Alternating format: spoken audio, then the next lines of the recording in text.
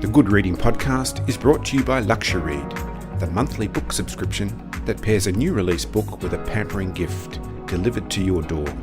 There are new books every month and 9 genres to choose from. Why not spoil yourself or give the gift of a Luxury-Read subscription today? Visit luxury.com.au to find out how. Hello and welcome to the Good Reading Podcast.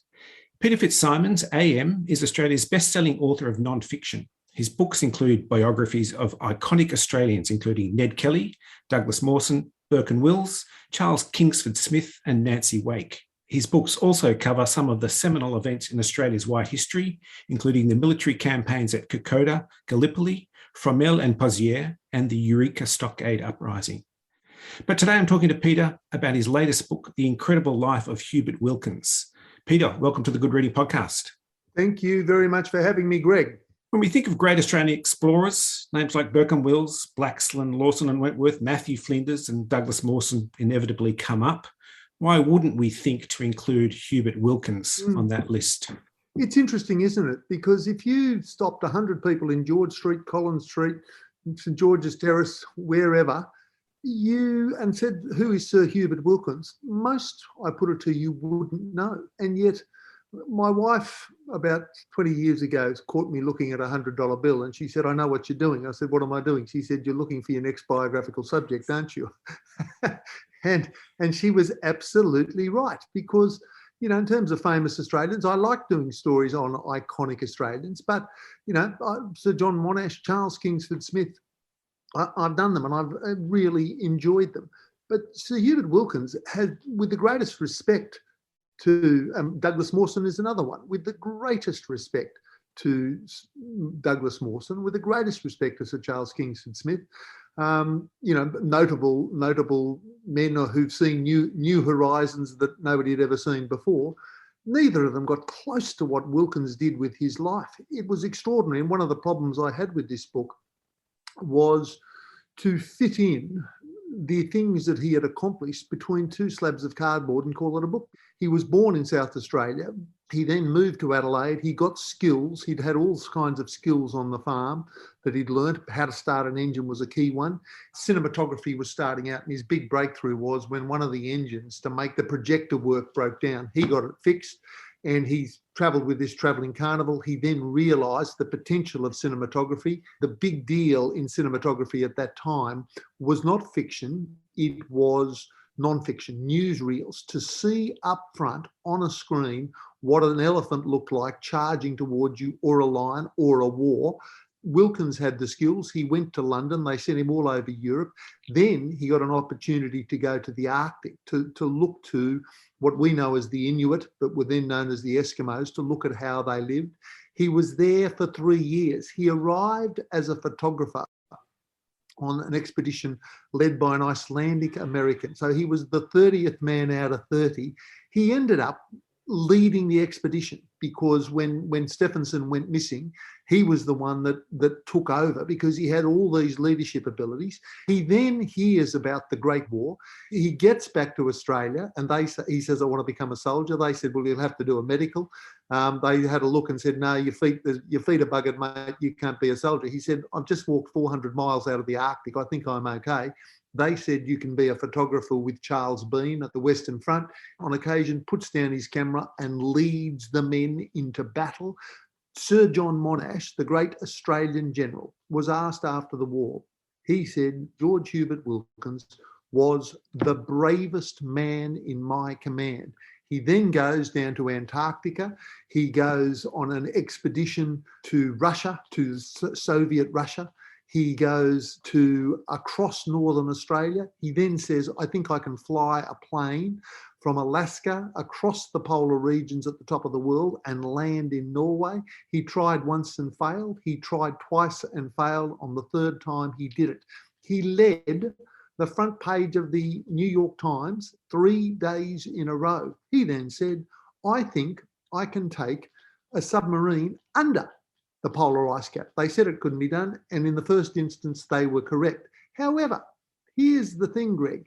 This guy who came from the back of beyond in South Australia, not desert, but not far off it, led such a life that when he died in 1958, the US submariner community got his ashes up a US nuclear submarine, surfaced at the North Pole and scattered his ashes. So you think of the life of this guy to go from the back blocks of South Australia to have lived such a life that another nation would say, we'll take your ashes to the other end of the world and we'll scatter these ashes. I call him in the book, in my intro, the Forrest Gump of history, because he had this uncanny knack of being there at the time when these extraordinary things happened. He was the only correspondent there for the famed Battle of Villers-Bretonneux, the only one there for the Battle of Hamel. He was there when Shackleton died. He was one of the last people to ever interview Vladimir Lenin. He was in Russia as a spy. He was the first one to look at the receding ice in the polar regions and go, something's missing here. What's going on? Because he'd gone to Antarctica effectively 10 years apart. And the second time he goes, where's the ice? There used to be ice here. I can't land a plane on this. It used to be thick ice. It's receded. Something's not right. And one of his great passions was the need for the world to have weather stations in the Arctic and the Antarctic to understand the world's weather patterns, to be able to predict droughts. He was a man ahead of his time. But in answer to the query of why this guy is not so much more famous than he is, when Monash said in the public domain, this is the bravest man in my command, he went to see him and he said, Sir John, please, I just want to get on with my life. One of the most extraordinary things that I came across in your book was his willingness to engage with the Indigenous population. And that's one of the things that set him apart from a lot of the white settlers around him. As a boy, he hunted with the Ngadjuri tribe. He ate native foods. He was even invited as an honoured guest to a corroboree. His view of Aboriginal culture seems to have been in direct contrast to the white standards of the day. That surely says something about that man. And it's fascinating. He had this quality, this particular quality, to live totally diverse experiences, and in each experience to learn more skills. And he was a worker. So it first showed up, you mentioned the tribe, the Aboriginal people that were not far from where he was born and bred in South Australia. And the tragic truth of Australia, much of Australian history, particularly at that time, was the Indigenous people, the First Nations people, were regarded as a pest upon the land. I mean, there's shocking stories of those times, massacres, genocides, awful. And yet Sir Hubert looked at them and thinks, well, they've lived here for a long time. They have skills that I don't, and I would like to learn them. And he did, and he learned some of their language.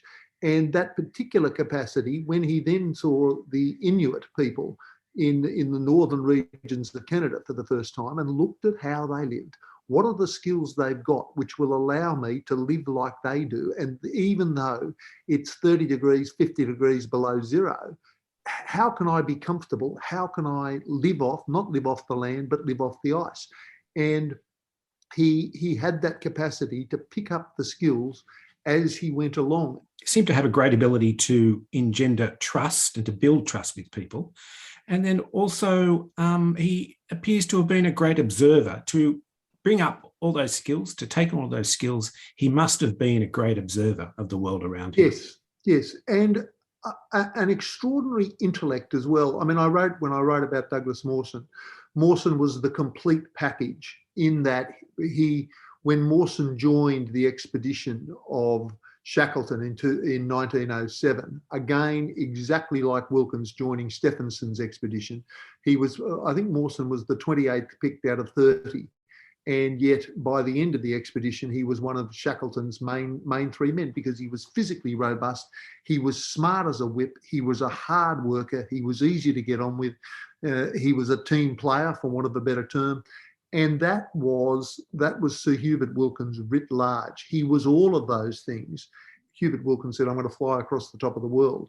Amundsen was the one that said, can't be done. No, he'll never do it. It's crazy. He'll die. Anyway, this was the thing. Our man Wilkins that had done it with Ben Arson. At one point, Amundsen looked at the calculations. So the navigational feat that Sir Hubert Wilkins had done on the maps to work out, deviate this way, deviate that way, the magnetic pole, the fiercely complicated mathematics that were involved at that point in compass bearings near to the North Pole would kill a brown dog. And when Amundsen looked at them, he said, this is not human. Basically, nobody can do calculations like this and land on sixpence in Norway. And yet that's what was done. So he had this inquiring mind, this scientific inquiring mind. And in terms of his achievements, one of the things I wrote, one of the biographies I wrote was Captain Cook. And it was an extraordinary story of a poor as a church mouse Englishman who ended up at his time seeing more uncharted coasts than anybody who'd ever lived. I mean, the world in the end was too small for Captain Cook, despite the fact totally acknowledging that a lot of it were native peoples. They'd seen their own coast. But in terms of who's seen the most of the world and that nobody has ever charted, let's call it charted, written down on a map, well, Captain James Cook would have been right there. But then we get to Hubert Wilkins. In terms of seeing a coastline that no human eyeballs had ever seen before, he was the guy because of what he saw flying across the Arctic and then the Antarctic as well. And his eyeballs were seeing things and seeing features that nobody had ever seen before. Hubert Wilkins had this irrepressible curiosity, it seems, and his fascination with the natural world seems to have been unlimited. He was entrusted by the British Museum to collect specimens of native animals and birds, and even at one point photographed a fossil ichthyosaur. At that time, he also took special care to record the precise location so that experts in the field of paleontology could study that find. That also suggests a great deal of good judgment, of foresight and care. Do you get the feeling that you were not only dealing with a person of great intelligence, but a person of extraordinary sensibilities? Very much so. Wasn't that an amazing story of him going across Northern Australia over a period of 2 years? And the tragic part of that is he was asked to do it by the British Museum. And at that point, so we're in the mid-1920s, we're only 135 odd years after colonisation. So the whitefellas have got to Australia and settled from 1788 on. Here we're only 135, 140 years later. And the British Museum is already coming to the conclusion they're wiping out, the whitefellas are wiping out species, plant species, animal species, bird species. We better collect these before they're gone. And it's really sobering reading because I think there was a particular parrot that he saw in Queensland and it hadn't been spotted since the 1850s. And so, only 60 or 70 years after white colonisation, we were having birds that were disappearing from the earth. I mean, he went to such remote places that he was effectively first contact for a lot of the Indigenous people. And there's one part there where it reminded me of the Bruce Pascoe controversy of how settled the Indigenous, the First Nations people were. But he talks about these mud huts that were basically, they weren't nomadic. These were solid structures that were built to last. And decorated, as I understand, too. Yes, indeed. As a final question to you, you've written biographies and accounts of some of the most mythologised people and events in Australia's white history, including the Batavia, Burke and Wills, Ned Kelly, Gallipoli, and your writing style suggests that you have a deep engagement and enthusiasm for those individuals. Do the legends and the myths get in the way of the facts at times, and how do you navigate a path between or around those? Through the use of researchers. So I, as you'll appreciate, the way I like to do my books is to make it feel like fiction. And what I want, however, is not to have the account of a dry historian, a dry historical account at least, but I want the reader to be in the moment. But I want to back it up with 2,000 footnotes to say, this is not conversation I pulled out of my arse. This goes to an original document, mostly found by one of my researchers in archives and the rest of it, and in this case, in Wilkins' own accounts in various spots. And so what I want is to do so much research, you dig down, and you see conflicting accounts of what happened.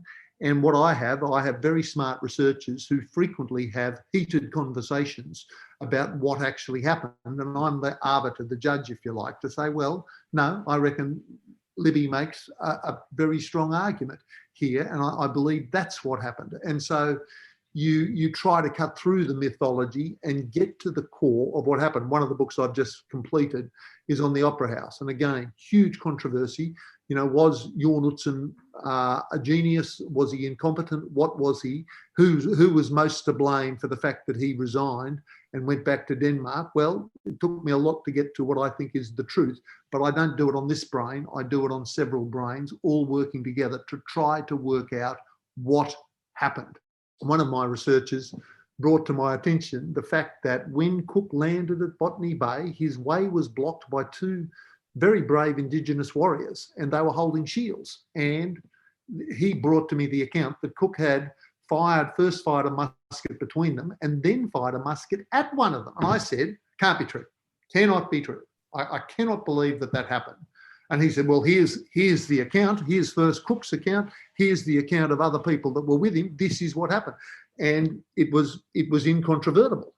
That's what happened. And when I put it out there, I was contacted by several journalists saying, well, this can't have happened. We would have known about it. I said, bloody oath it happened. And I feel the same as you. How is it we don't know this? And the tragic truth is, the reason we don't know it is that even though it had been covered, and there was particular account, the most definitive account was in 1965, the tragic truth is, at that point, white fella shoots black fella. Tragically, in 1965, well, that's what they did. Changing sensibilities in 2019, 2020, when I was doing it, he actually shot before setting foot on an Australian continent.